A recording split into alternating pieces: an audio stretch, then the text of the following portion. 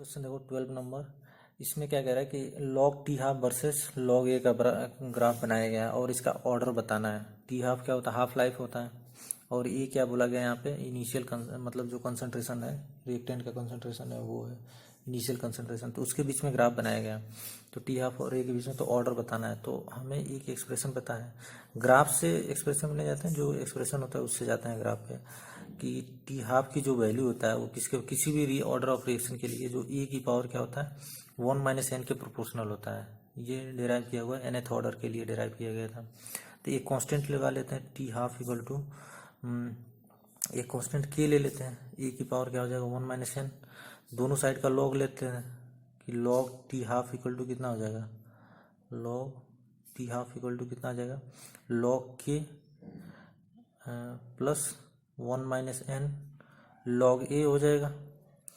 तो अब इस ग्राफ को इससे कंपेयर करते हैं, इससे लॉग टी हाफ और वाई इक्वल टू क्या हो जाएगा सी प्लस एम एक्स।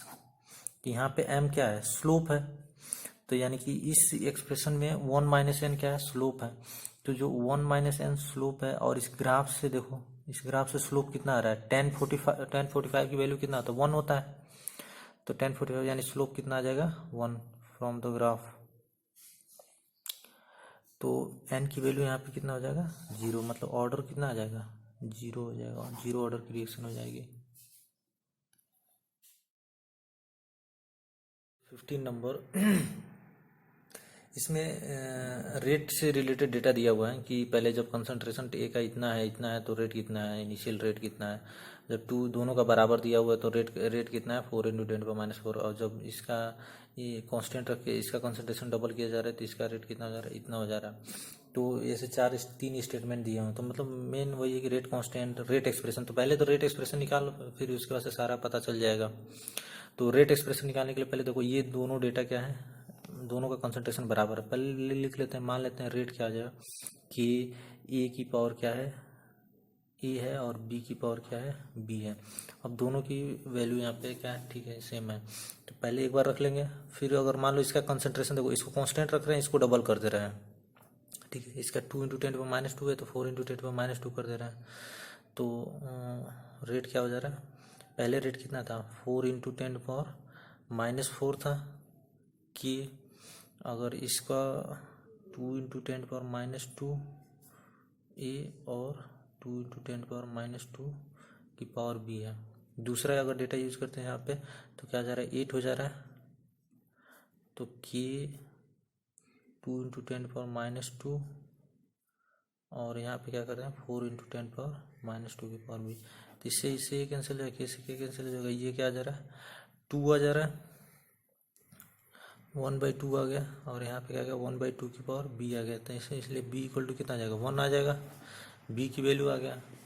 ऐसे ही क्या करेंगे, यहाँ से ए की भी वैल्यू निकालेंगे। अब इन दोनों को डिवाइड कर देंगे तो ये कैंसिल हो जाएगा।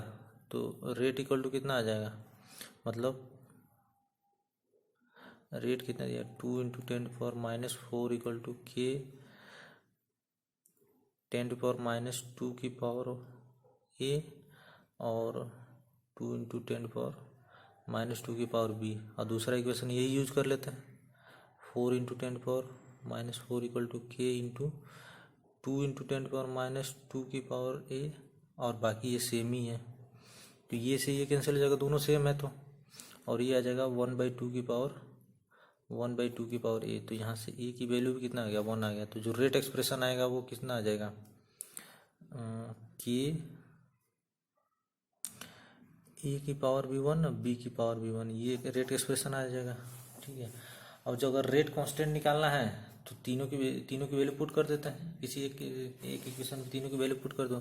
जैसे मान लो इसी ये वैल्यू पुट कर देते हैं तो 4 × 10⁻⁴ इक्वल टू क्या जाएगा कि 2 × 10⁻² और 2 × 10⁻²। तो यहाँ से क्या आ जाएगा, तो 2 × 2 4, 4 × 4 में, तो यहाँ से के की वैल्यू कितना आ जाएगा 1 आ जाएगा। तो के की वैल्यू इतना हो जाएगा, ऑर्डर 2 हो जाएगा। और एक स्टेटमेंट दिया हुआ है कि अगर दोनों का कंसंट्रेशन डबल करते हैं तो रेट क्या हो जाएगा 4 टाइम्स हो जाएगा। तो ये भी सही है कि इसका डबल करोगे इसका डबल तो दोनों का मल्टीप्लिकेशन होगा, रेट भी क्या हो जाएगा डबल हो जाएगा। तो केवल इसमें बी और सी करेक्ट हो जाएगा। ये क्या होगा कि इसमें जो रेट कांस्टेंट की वैल्यू होगी वो किसके बराबर होगा, 1 के बराबर हो जाएगा। नेक्स्ट क्वेश्चन देखो 30 नंबर। एक रिएक्शन दिया हुआ है और उसका क्या दिया हुआ है, रेट एक्सप्रेशन दिया हुआ है कि आर की वैल्यू जो कि इस पर डिपेंड कर रहा है कि ए की पावर 1 बी की पावर 2/3 पे डिपेंड कर रहा है। तो यहाँ से रेट एक्सप्रेशन दिया है तो ऑर्डर बता सकते हैं और के की यूनिट बताना है। रिएक्शन कांस्टेंट जो के है रेट कांस्टेंट उस के की यूनिट बताना है। तो पहले तो ऑर्डर निकाल लो। तो ऑर्डर रिएक्शन और रिएक्शन कितना हो जाएगा, 1 + 2/3 यानी कि 3 और 2 का ना 5/3 हो गया। अब के की जो यूनिट होती है वो क्या होता है, मोल पर लीटर की पावर 1 - n सेकेंड इनवर्स होता है। तो यहाँ पे 5/3 रख दो। मोल पर लीटर की पावर क्या हो जाएगा, 1 - 5/3 सेकेंड इनवर्स। तो यहाँ से 3 जाएगा, 3 - 2/3 आ जाएगा, 3 - 2/3 आ जाएगा। तो यानी कि मोल की पावर क्या हो जाएगा, मोल की पावर -2/3, लीटर की पावर कितना आ जाएगा 2/3 और सेकेंड इनवर्स से ये आंसर हो जाएगा। देखो 58 नंबर। इसमें कह रहा है कि 99% कंप्लीट होने में कितना टाइम लग रहा है, 32 मिनट लग रहा है। तो फर्स्ट ऑर्डर की वेरिएशन है तो 99.9% कंप्लीट होने में कितना टाइम लगेगा ये टाइम बताना है। ठीक है, तो अभी क्या देखो 99% कंप्लीट हो गया है तो रिमेनिंग कितना होगा 1%। अगर 99% अगर रिएक्ट कर गया तो कितना बचेगा 0.1% बचेगा, 0.1% बचेगा। तो दोनों इक्वेशन के लिए यूज कर लेते हैं फर्स्ट ऑर्डर की जो इक्वेशन होती है। तो क्या लिखेंगे ln, पहले इनिशियल मान लो CA0 था तो अभी 1% बचा हुआ है तो यानी कितना हो जाएगा 0.01 CA0 हो जाएगा इक्वल टू के कितना लिख दें 32 मिनट दिया हुआ है। ठीक है, फिर दूसरे के लिए यूज करेंगे। अगर मान लो 99% यूज हो गया तो ln CA0, अगर 99.9% तो ये 1% बचा होगा तो यानी कि 0.001 हो जाएगा इंटू CA0 का, CA जो बचा होगा इक्वल टू क्या हो जाएगा के इंटू, यहाँ टाइम बताना है तो दोनों को डिवाइड कर देते हैं। CA0 कैंसिल हो गया, यहाँ से के कैंसिल हो गया, ये आ जाएगा तुम्हारा।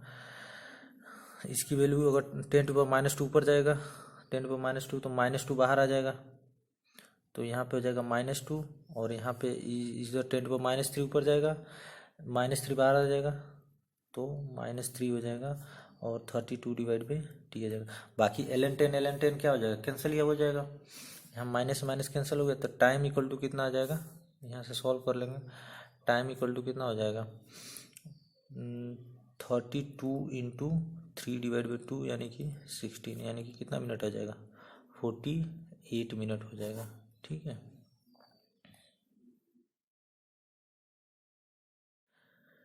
नेक्स्ट क्वेश्चन देखो 62 नंबर।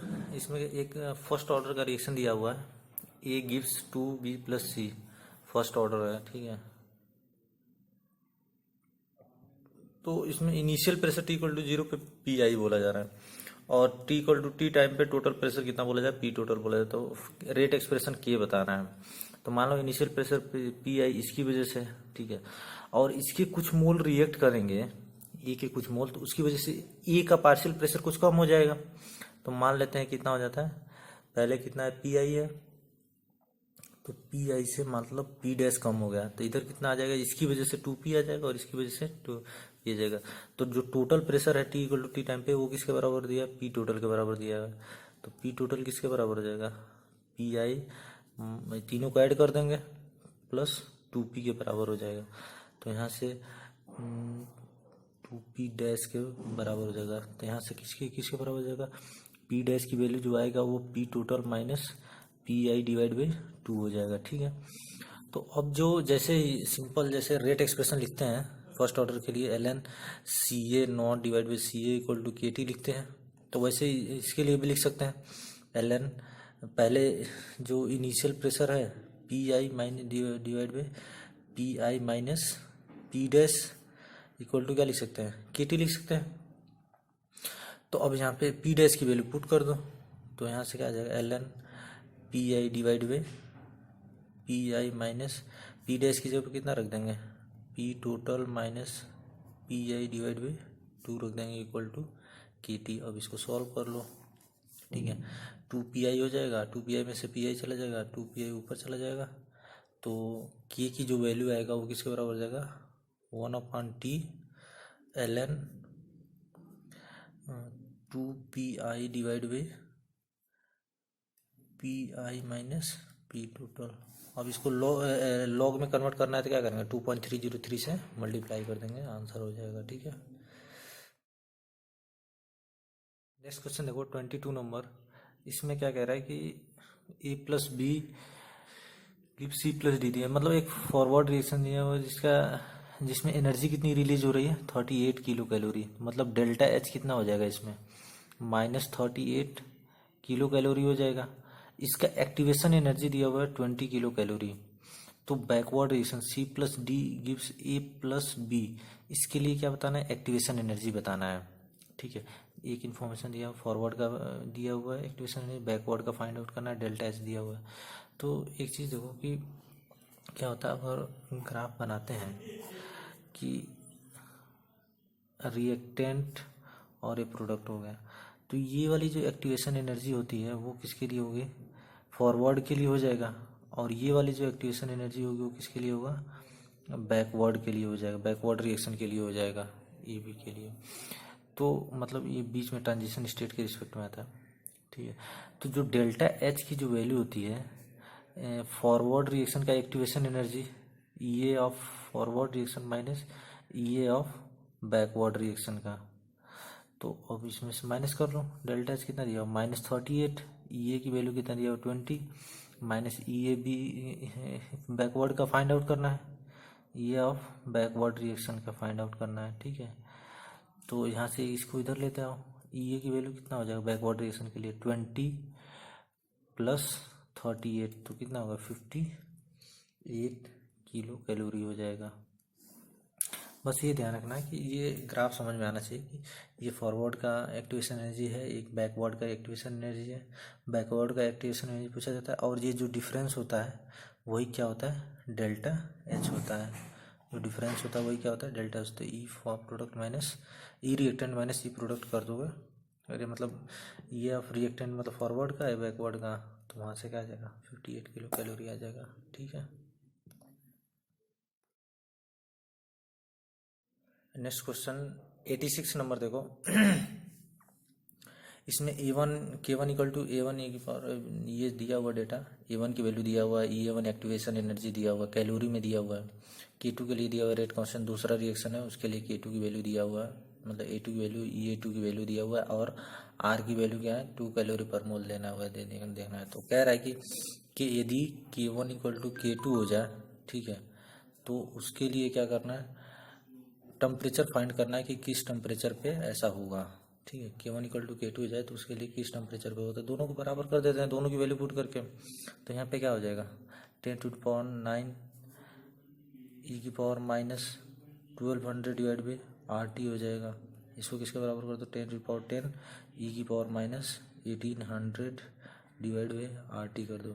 तो यहाँ से क्या 10⁻9 10⁻, यहाँ पे 10 आ जाएगा, दोनों साइड का ln ले लो, क्योंकि E हटाना है, ln का बेस क्या होता है, E होता है, तो ln हटाना है, तो मतलब E हटाना है तो क्या करें, ln ले लेते हैं दोनों साइड का, तो माइनस क्या हो जाएगा, 1200 divide by RT equal to ln 10 हो जाएगा माइनस 1800 डिवाइड बाई RT हो जाएगा। इसको इधर लेते आते हैं तो 600 डिवाइड बाई RT हो जाएगा, ठीक है। और ln 10 की वैल्यू कितना हो जाएगा, ln 10 क्या होता है, इसको लॉग में कन्वर्ट कर लो, 2.303 इंटू लॉग 10, 2.303 लॉग 10 की वैल्यू कितना हो जाएगा 1, तो 2.303 आ जाएगा, और बाकी इसको इधर कर लेंगे तो क्या आ जाएगा 600 divide by RT equal to 2.303 हो जाएगा, लॉग 10 की वैल्यू 1 हो जाएगा, ठीक है। तो यहाँ से क्या कर लेंगे, RT दिया हुआ है, तो अब यहाँ से टेम्परेचर फाइंड करना है, तो इसको नीचे रख दो, R की वैल्यू कितना रखना है, 2 रखना है, तो टेम्परेचर इक्वल टू कितना हो जाएगा 600 डिवाइड बाई 2 इंटू 2.303, यानी कि टेम्परेचर कितना आ जाएगा 300 डिवाइड बाई 2.303 केल्विन आ जाएगा। सिंपल कैलकुलेशन है, दोनों की K1 और K2 की वैल्यू बराबर कर देना है और वहाँ से टेम्परेचर फाइंड आउट कर लेना है। नेक्स्ट क्वेश्चन देखो 105, इसमें क्या कह रहा है कि की वैल्यू दिया हुआ है, decomposition of A hydrocarbon follows, के का जो रेट कांस्टेंट के की वैल्यू जो दिया हुआ है वो क्या दिया हुआ है कि 4.5 × 10⁻11 सेकेंड ई की पावर -20,000 डिवाइड बाई टी, ये दिया हुआ है। इसमें बताना एक्टिवेशन एनर्जी बताना है। तो देखो जो के की जो वैल्यू होती है वो क्या होता है, ए इंटू ई की power minus E A by R T होता है। तो मान यहाँ पे वैल्यू किसका दिया हुआ है, यानी कंपेयर करेंगे इक्वेशन इसको और इसको कंपेयर करेंगे तो क्या आ जाएगा यहाँ से कि जो ई ए बाई आर की वैल्यू हो जाएगा, activation energy divide by R की जो वैल्यू आएगी वो कितना आ जाएगा 28,000 आ जाएगा। ठीक है, तो यहाँ से ई ए की जो वैल्यू निकालेंगे एक्टिवेशन एनर्जी की, तो ऐसे 28,000 डिवाइड बाई, अगर मान लो हम 8.314 रखते हैं, मतलब 25/3 रखते हैं आर की वैल्यू, तो ये जूल पर मोल में आएगा, जूल पर मोल में आ जाएगा। लेकिन पूछा किस में गया है, किलो जूल पर मोल में पूछा गया है। ठीक है, तो इसके लिए क्या करेंगे, आर की वैल्यू आ जाएगा तुम्हारा 25/3 जूल पर मोल। इसको किलो जूल में कन्वर्ट करने के लिए 10⁻³ कर देंगे। तो यहाँ से सॉल्व कर लो, 28 × 25/3, तो क्या आ जाएगा, सॉल्व कर लेना, इतना क्या आ जाएगा किलो जूल पर मोल आंसर आ जाएगा। इसको आगे सॉल्व कर लेना। नेक्स्ट क्वेश्चन 7 नंबर देखो क्या कह रहा है कि N2 + 3H2 gives 2NH3 दिया हुआ है। तो इसमें ये कह रहा है कि rate of formation of NH3, मतलब NH3 का dNH3/dt की वैल्यू दिया 0.001 kg/h, तो rate of conversion of H2 बताना है। यहाँ यूनिट का थोड़ा ध्यान रखना है कि ये क्या kg/h में दिया हुआ है। तो पहले इसको हम लोग किस में कन्वर्ट कर लेंगे, मोल में कन्वर्ट कर लो। तो इसको क्या हो जाएगा, अगर इसको मोल में कन्वर्ट करेंगे तो एक तो देखो केजी है तो ग्राम में कन्वर्ट करो तो 1 ग्राम हो जाएगा। अब 1 डिवाइड बाई अगर NH3 का मॉलिक्यूलर मास से डिवाइड करेंगे तो कितना आ जाएगा 17। तो ये क्या हो जाएगा मोल पर आवर हो जाएगा। ठीक है, 1/17 मोल पर आवर हो जाएगा। तो मोल के रिस्पेक्ट में लिख सकते हैं यहाँ पे, इस इक्वेशन को देख के तो हम ये लिख सकते हैं ना, माइनस क्या पूछा गया H2 का पूछा गया ना, तो -dH2/dt, इसका कोएफिशिएंट कितना है 3, तो 3 हो जाएगा। किसके बराबर होगा d of NH3 divide by dt, इसका कोएफिशिएंट क्या है 2 हो जाएगा। तो इसकी वैल्यू दिया हुआ है dNH3/dt की वैल्यू कितना है 1/17 मोल पर लीटर मोल पर आवर दिया हुआ है। तो यहाँ से इसकी वैल्यू कितना आ जाएगा -dH2/dt की वैल्यू कितना आ जाएगा 3 × 1/17 डिवाइड बाई 2 हो जाएगा, इतना मोल पर आवर हो जाएगा। इसकी वैल्यू करेंगे सॉल्व तो क्या आ जाएगा 3 डिवाइड बाई 34 हो जाएगा। ये क्या होगा मोल पर आवर में आ गया। अगर इसको कन्वर्ट करें kg/h में तो क्या हो जाएगा, ग्राम में पहले कन्वर्ट करो तो इसके मॉलिक्यूलर मास से डिवाइड कर देते हैं 34, तो ये क्या हो जाएगा ग्राम पर आवर हो जाएगा। अगर इसको kg/h में कन्वर्ट करना है तो क्या करेंगे, ये तो 2 से 2 17 हो जाएगा, 3/17 और ग्राम पर आवर में इसको केजी में कन्वर्ट करेंगे तो डिवाइड बाई क्या कर देंगे 1000 कर देंगे, तो ये क्या आ जाएगा kg/h में आ जाएगा। तो यहाँ से इसको सॉल्व करेंगे तो इसकी वैल्यू कितना आ जाएगा, इसको सॉल्व कर लोगे तो 1.76 × 10⁻⁴ आंसर आ जाएगा। 1.76 × 10⁻⁴ आंसर आ जाएगा। ठीक है,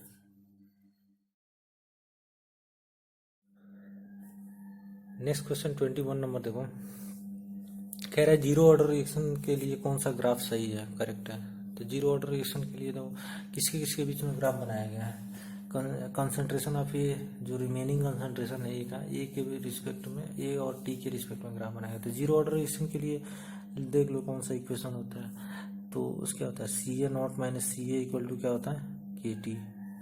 ठीक है, तो अगर सी यहाँ ए का कंसंट्रेशन में तो वही CA ही है, तो और ये तो कांस्टेंट होता है, तो इसको अगर रखते हैं तो कौन सा इक्वेशन आएगा, अगर इसको इधर लेता है इसको इधर लेता हो तो CA इक्वल टू क्या आ जाएगा CA0 - KT हो जाएगा।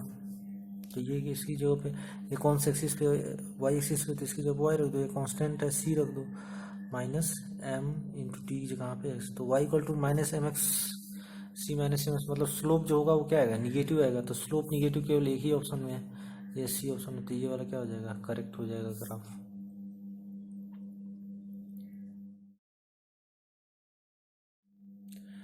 नेक्स्ट क्वेश्चन देखो 27 नंबर, इसमें कह रहा है कि फर्स्ट ऑर्डर की रिएक्शन है, ठीक है, इसमें सी ए नॉट दिया हुआ है 10 मोल पर लीटर, तो कह रहा है कि 80% रिएक्ट होने में कितना टाइम लग रहा है, इसको 10 सेकंड लग रहा है। तो अगर सी ए नॉट 5 मोल पर लीटर हो तो 10 सेकंड में वो कितना परसेंट रिएक्ट कर जाएगा, ये बताना है। तो ठीक है, अगर फर्स्ट ऑर्डर है तो उसके लिए सिंपल लगा लेते हैं, कौन सा, जो फर्स्ट ऑर्डर की इक्वेशन होती है l n C A not divide by C A equal to क्या होता है, के टी होता है। तो अगर ये 80% रिएक्ट कर गया तो बचा कितना होगा, 20% बचा होगा। तो एल एन क्या हो जाएगा, C A not upon C A equal to क्या होता है, के टी होता है। इस वाले फॉर्मूले को यूज करते हैं, तो पहले से क्या हो जाएगा, एल एन 10 डिवाइड बाई क्या हो जाएगा, अगर 80% रिएक्ट कर गया तो बचा कितना होगा, 20%, 20% कितना हो जाएगा, 2 हो जाएगा, इक्वल टू कितना, के इंटू 10 हो गया।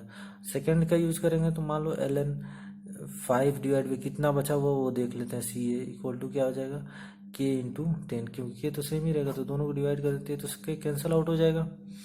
तो और यहाँ से क्या बचेगा, एल एन भी हट जाएगा, तो 10/2 इक्वल टू क्या हो जाएगा, 5 सी ए, यानी कि सी ए की वैल्यू कितना हो जाएगा, 1। तो कितना रिएक्ट कर गया, अगर सी ए पहले 5 था, अभी 1 बचा हुआ है, तो रिएक्ट कितना कर गया, 4 मोल। तो परसेंटेज ऑफ डिसोसिएशन निकालना होगा, तो क्या करेंगे, परसेंटेज कितना डिसोसिएट हो गया, तो उसके लिए क्या करना होगा, पहले 1 बचा हुआ यानी कि 4 तो रिएक्ट हो गया, अब पहले कितना था, 5 था, इंटू 100 कर दो, इतना रिएक्ट हो गया। तो ये क्या हो जाएगा 20, यानी कि ये भी कितना आ जाएगा, 80% क्या हो जाएगा, ये भी रिएक्ट होगा। सीधी सीधे वैसे डायरेक्ट भी बता सकते हैं कि फर्स्ट ऑर्डर की रिएक्शन होती है वो कितना, उसका जो रेट होता है, मतलब कितना परसेंट रिएक्ट करेगा, परसेंटेज रिएक्ट या टी हाफ जो होता है वो इनिशियल कंसंट्रेशन पे डिपेंड नहीं करता है, ठीक है। तो डायरेक्ट कितना परसेंट रिएक्ट करेगा, अगर 10 सेकेंड है तो चाहे जो भी है तो परसेंटेज कितना होगा, डिसोसिएशन उसका सेम ही होगा, ठीक है।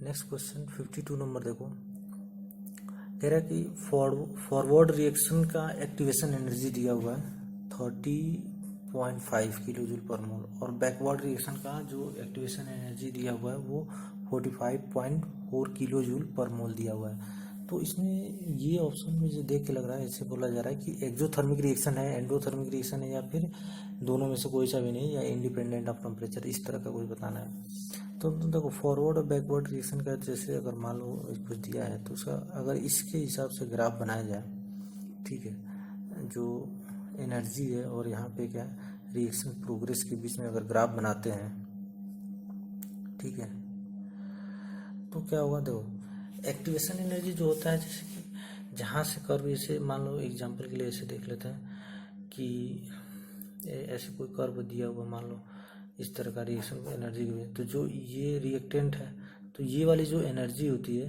रिएक्टेंट की एनर्जी से, जो ये एनर्जी होती है इसको क्या बोलते हैं, एक्टिवेशन एनर्जी बोलते हैं। ये फॉरवर्ड रिएक्शन के लिए हो जाएगा।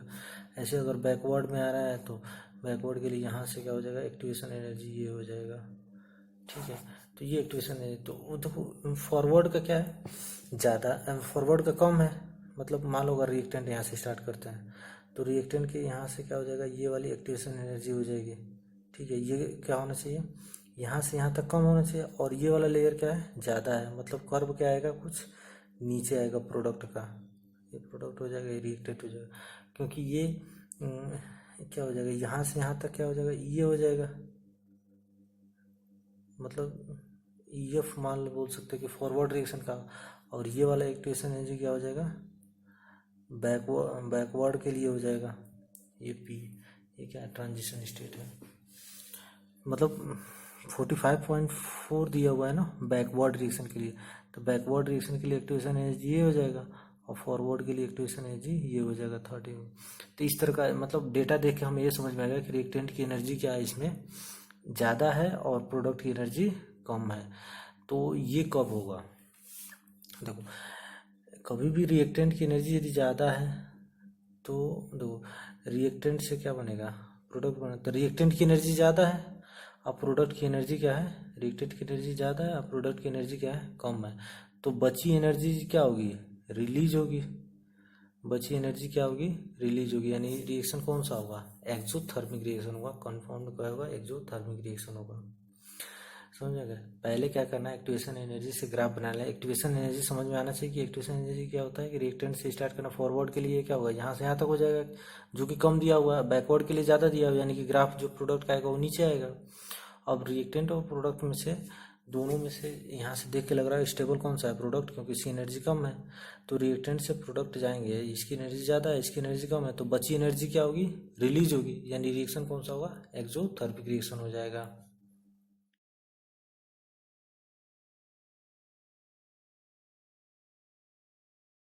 नेक्स्ट क्वेश्चन देखो 24 नंबर, कह रहा है फ्रेंडली एड्जॉर्प्शन आइसोथर्म है, ठीक है। इक्वेशन दिया हुआ है x/m = k p⁻1/n।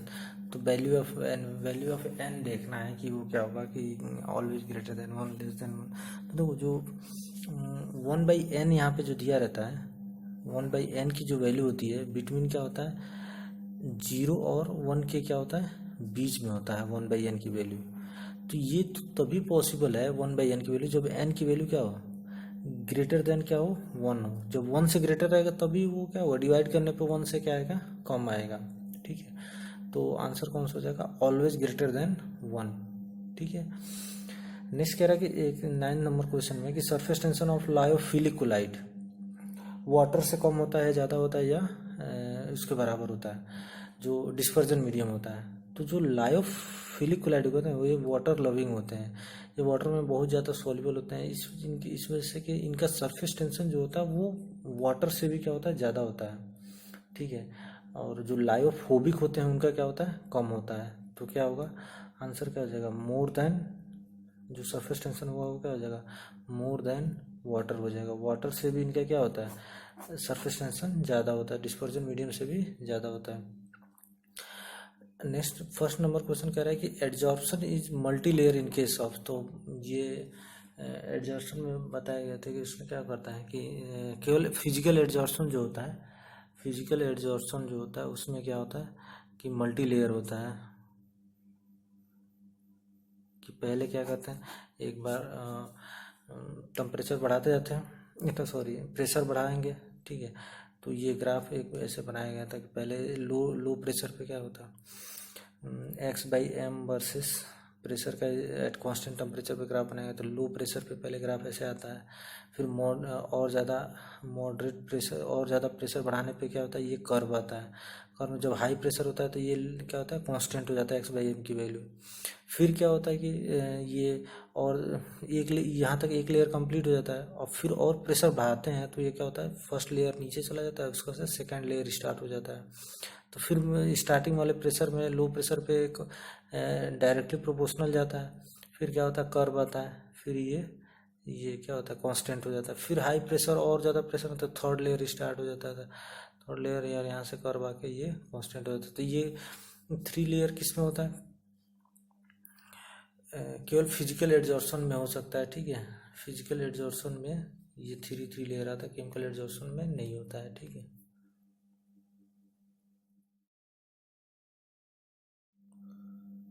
Thirty 2 number question देखो, कह रहा है कि correct statement about enzyme. Enzyme के बारे में क्या बताना है, करेक्ट स्टेटमेंट बताना है। देखो ऑप्शन देखो क्या कह रहा है, ये कह रहा है कि enzyme are specific at high temperature, मतलब जो वर्क करता है एट हाई टेम्परेचर। तो ये गलत है कि ये कोई ज़रूरी नहीं है, ठीक है। ये ठीक है, हाई टेम्परेचर होना जरूरी नहीं है, ठीक है। Enzyme are heterogeneous which decreases the rate, ये कैटलिस्ट होता है जो क्या करता है, रेट को इंक्रीज करता है, डिक्रीज नहीं करता है। तो इसलिए ये भी क्या हो जाएगा, गलत हो जाएगा। एंजाइम आर स्पेसिफिक, ठीक है, लेकिन with low molecular mass. Enzyme क्या होता है, ग्लोबुलर प्रोटीन होते हैं। प्रोटीन क्या होता है, अमीनो एसिड के पॉलीमर होते हैं, तो वो तो उनके मॉलिकुलर मास क्या होंगे, ज़्यादा होंगे। तो मॉलिकुलर मास ज़्यादा होगा तो ये लो मॉलिकुलर मास होने की वजह से क्या है, गलत हो जाएगा। Enzyme are specific bio catalyst है, ठीक है। और स्पेसिफिक इन नेचर मतलब पर्टिकुलर एक रिएक्शन के लिए, बायोलॉजिकल रिएक्शन के लिए पर्टिकुलर टाइप का क्या होता है, कैटलिस्ट एंजाइम रिक्वायर्ड होता है, इसलिए स्पेसिफिक इन नेचर होगा। तो आंसर कौन सा हो जाएगा, डी आंसर हो जाएगा, ये करेक्ट हो जाएगा।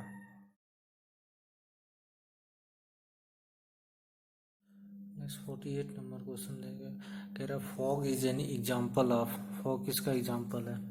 इसमें जो ऑप्शन दिया हुआ है उसमें क्या है, liquid in gas, gas in liquid, gas in solid और सॉलिड इन लिक्विड दिया हुआ है। तो तुम्हारा देखो ये कोलाइडल सॉल्यूशन का क्लासिफिकेशन में पड़े हुए कि dispersed phased, dispersed phase and dispersion medium, medium अलग अलग होने की वजह से क्लासिफिकेशन किया जाता है। तो फॉग जो एग्जांपल होता है तो उसमें क्या होता है, जो डिस्पर्ज फेज होगा मतलब जो सॉल्यूट होता है जनरली तो वो लिक्विड होता है, और डिस्पर्जन मीडियम क्या होगा, गैस हो जाएगा। तो क्या बोलेंगे आंसर क्या हो जाएगा, लिक्विड इन गैस, मतलब गैस में क्या होना चाहिए, लिक्विड जो होगा वो क्या गैस में प्रेजेंट होता है तो फॉग हो गया। ठीक है। नेक्स्ट 37 नंबर कह रहा है कि बायोलॉजिकल कैटलिस्ट बताना है। तो बायोलॉजिकल कैटलिस्ट देखो ऑप्शन में क्या दिया हुआ है, कार्बोहाइड्रेट है, अमीनो एसिड है, एंजाइम है। तो जो बायो कैटलिस्ट का होता है एंजाइम होते हैं। ठीक है, एंजाइम होता है। ठीक है, सीधे सीधे आंसर क्या हो जाएगा, एंजाइम। अब देखो एंजाइम जो होता है वो क्या होता है, ग्लोबुलर प्रोटीन होता है। ठीक है, प्रोटीन होता है, और प्रोटीन होता है अमीनो अमीनो एसिड का पॉलीमर होता है। बट ऐसा नहीं है कि सारे के सारे अमीनो एसिड एंजाइम ही हो जाए। ठीक है, इसलिए answer all of these not देंगे, केवल क्या करेंगे, केवल एंजाइम देंगे। ठीक है, बायोलॉजिकल कैटलिस्ट कौन सा हो जाएगा, एंजाइम हो जाएगा।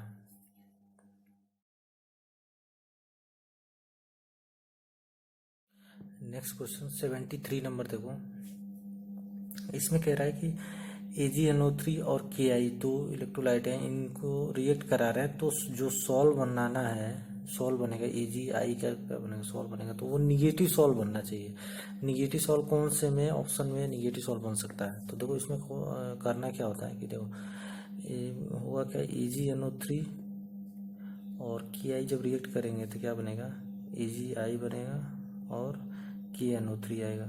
तो ये क्या होगा, प्रेसिपिटेट होगा और इसका सॉल्व बनेगा। तो इसके लिए अगर ये निगेटिव होगा कब, जब ये क्या हो जाए, Ki क्या होगा, एक्सेस में होगा। एक्सेस में होगा तो I माइनस का इसके ऊपर क्या आ जाएगा, लेयर आ जाएगा, और इस तरह से I माइनस का क्या बन जाएगा, एक निगेटिव सॉल्व बन जाएगा। तो ये क्या होना चाहिए, एक्सेस में होना चाहिए, मतलब नंबर ऑफ मोल्स की आई के क्या होने चाहिए, ज़्यादा होने चाहिए। तो अब देख लो नंबर ऑफ मोल्स किस में ज़्यादा होंगे, यहाँ पे करेंगे तो क्या 50 और 0.1 और 50 इंटू 0.1 दोनों क्या हैं, बराबर ही हैं। यहाँ पे 50 मोल निकालने के लिए क्या करते हैं, इसको लीटर में भी कन्वर्ट कर सकते हैं कि 0.05 इंटू 0.1 है, यहाँ पे 50 इंटू 0.2। तो ये वाली वैल्यू क्या आ रहा है, यहाँ पे मल्टीप्लिकेशन क्या आएगा, ज़्यादा आएगा। यहाँ पे तो कम है, यहाँ पे बराबर है। तो आंसर कौन सा हो जाएगा, बी आंसर हो जाएगा। यहाँ पे इसके नंबर ऑफ मोल्स निकालेंगे तो क्या आएगा, AgNO3 के, AgNO3 के निकालेंगे तो 0.05 इंटू 0.1, और Ki के निकालेंगे तो 0.05 इंटू 0.2। तो ये वैल्यू ज़्यादा है, यानी इसमें इसमें नंबर ऑफ मोल्स क्या है, एक्सेस में है। तो यानी ये वाला क्या हो जाएगा, आंसर हो जाएगा। इसमें क्या होगा, निगेटिव सॉल्व बनेगा। देखो क्वेश्चन नंबर 78 क्या कह रहा है कि गोल्ड नंबर ऑफ ABCD, मतलब गोल्ड नंबर दिया हुआ है ABC और D, चार क्या है, इलेक्ट्रोलाइट हैं जिनके क्या, चार क्या है, लायोफिलिक कोलाइड होते हैं जिनके क्या होते हैं, गोल्ड नंबर दिए हुए हैं। ठीक है, 0.04, 0.004, 10 और 40, उनके प्रोटेक्टिव पावर लिखना है। तो देखो गोल्ड नंबर क्या होता है कि गोल्ड नंबर होता है कि जो स्टैंडर्ड गोल्ड सॉल्ट होता है 10 ml, उसको उसको क्या था 10% WaWNaCl के 1 ml से उसको क्या करे, कोगुलेट कर सकता है। तो उसको प्रोटेक्ट करने के लिए जितना अमाउंट चाहिए होता है उसको गोल्ड नंबर बोलते हैं। तो अब जितना ज़्यादा गोल्ड नंबर है, मतलब जितना ज़्यादा अमाउंट रिक्वायर्ड है, तो उतना कम क्या होता है, प्रोटेक्टिव पावर होता है। मतलब जो प्रोटेक्टिव पावर होता है, प्रोटेक्टिव पावर जो होता है वो क्या होता है, इन्वर्सली प्रोपोर्शनल टू किसके होता है, गोल्ड नंबर के। कि जितना गोल्ड नंबर जितना क्या होगा ज़्यादा होगा, प्रोटेक्टिव पावर क्या होगा उतना कम होगा। तो सबसे कम किसका है, बी का गोल्ड नंबर कितना है 0.004, तो बी का प्रोटेक्टिव पावर क्या हो जाएगा सबसे ज़्यादा। देन किसका है ए का है, ए का, देन सी का हो जाएगा, देन डी का हो जाएगा। जितना ज़्यादा गोल्ड नंबर होगा उतना प्रोटेक्टिव पावर क्या हो जाएगा कम होता जाएगा। तो आंसर क्या आ जाएगा BACD। नेक्स्ट क्वेश्चन 74 देखो, एक AS2S3 सॉल्व है, ठीक है। इसके बारे में ये नहीं बोला गया है कि ये पॉजिटिव सॉल्व है या निगेटिव सॉल्व है, ठीक है। इसके लिए बोला कि कोगुलेशन पावर बताना है और 4 क्या दिए हुए हैं इलेक्ट्रोलाइट दिए हुए हैं। तो देखो कोई सॉल्व होता है तो या तो पॉजिटिव होगा या निगेटिव होगा। अब निगेटिव जो अगर पॉजिटिव है तो उसके लिए क्या करते हैं, जो इफेक्टिव आयन होता है वो निगेटिव होना चाहिए। अगर निगेटिव सॉल्व है तो उसके लिए इफेक्टिव आयन क्या होता है पॉजिटिव, तो उसके रिस्पेक्ट हम कंपेयर करते हैं। तो अब यहाँ पे इसके बारे में इंफॉर्मेशन नहीं दिया हुआ है, तो जनरली जो मेटल के AS2S3 जनरली जो मेटल के सल्फाइड सॉल्व होते हैं, sulphide solve of metal are negatively charge होते हैं। तो अब जब निगेटिवली चार्ज रहेंगे तो हम उससे इफेक्टिव आयन जो होगा वो कौन सा होगा कैटायन होगा। तो कैटायन के रिस्पेक्ट में कंपेयर करेंगे कि कैटायन कौन सा होगा, किसका कैटायन का कोगुलेशन पावर। और कोगुलेशन पावर किसके प्रोपोर्शनल में होता है, कोगुलेशन पावर जो होता है वो डायरेक्टली प्रोपोर्शनल होता है तो किसके चार्ज के, चार्ज ऑफ इफेक्टिव आयन। जो भी इफेक्टिव आयन होगा उससे क्या होगा चार्ज के प्रोपोर्शनल होता है। तो सीधे सीधे देखो सबसे ज़्यादा चार्ज किस पे है, तुम्हारा कैटायन पे क्या है Al+3 है, तो सबसे ज़्यादा क्या हो जाएगा Al+3 का हो जाएगा। देन कैल्शियम पे +2 चार्ज है तो इसका कोगुलेशन पावर आ जाएगा। पोटेशियम पे +1 होता है, सोडियम पे भी क्या होता है +1 होता है, तो इनके क्या होंगे प्रोडक्टिव पावर क्या सॉरी कोगुलेशन पावर क्या हो जाएंगे बराबर हो जाएंगे। तो सबसे ज़्यादा किसका हो जाएगा AlCl3 का, देन किसका हो जाएगा CaCl2 का, देन किसका हो जाएगा इन दोनों का बराबर होगा K2SO4 और Na3PO4 का, क्योंकि इनके क्या है चार्ज क्या है सेम है। जनरली जो बोला जाता है वो दिया रहता है क्वेश्चन में कि कैटायनिक सॉल्व है या नहीं है। यहाँ पे नहीं दिया हुआ तो तुम्हें मतलब याद रखना पड़ेगा कि जो भी मेटल के जो सल्फाइड के सॉल्व होते हैं वो क्या होते हैं निगेटिवली चार्ज होते हैं।